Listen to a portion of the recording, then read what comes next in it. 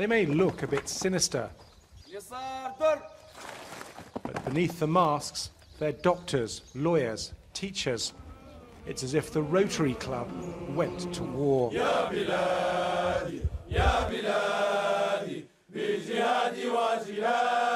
They are fighting for high ideals. These don't seem the kind of men to accept a grubby compromise with the regime. The rebels' hopes of marching on the capital lie here in the Nafusa Mountains. Across the plain below, Tripoli is a mere 60 miles away. Just months ago, rebel-held towns in the Nafusa Mountains were under siege, battered by the loyalists' heavy artillery. But the rebels broke out, and just a couple of big towns now stand between them and the road to Tripoli.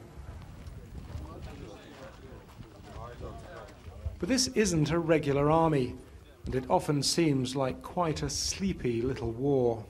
There's a lot of sitting around in between the fighting, and in that, the Libyan war is no different from any other. The rebels do seem to have some forward momentum in this part of the front line at least, but they're short of everything: food, fuel, weapons, ammunition and money. And that means they're not moving as fast as they would like, or NATO. In getting this far, the rebels had shown fighting spirit. That, more than skill, may determine the outcome of this conflict. But the regime's loyalists had fought hard too. Looking at the battlefield, Colonel Gaddafi might think he can hang on. So is it time to talk to the regime? A plane carrying rebel ministers from Benghazi lands on a mountain road converted into an airstrip. The key issue is that we need the military situation to change. And the reason that everybody is clamoring for a political solution, because so far on the military side we haven't done as well. And unless we do that, the rest of the world obviously need to find a solution to this conflict. The rebels haven't met all of the international community's expectations either.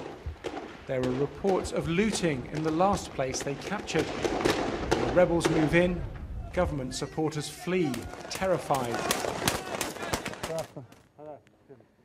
The rebels would still like us to think of them as they think of themselves, the good guys.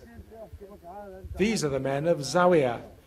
Their uprising was crushed by Colonel Gaddafi's tanks, so they took to the hills. We have a pressure on our families. They're searching our homes nearly every day. All of us, we don't have military. I'm an engineer. I'm a senior engineer. But now I'm holding guns and I'm fighting them. The fighters seem in no doubt of their eventual victory. Their few tanks will roll into Tripoli soon, they say. But Colonel Gaddafi has reportedly sent his best army unit, the Hamis Brigade, to stop these rebels.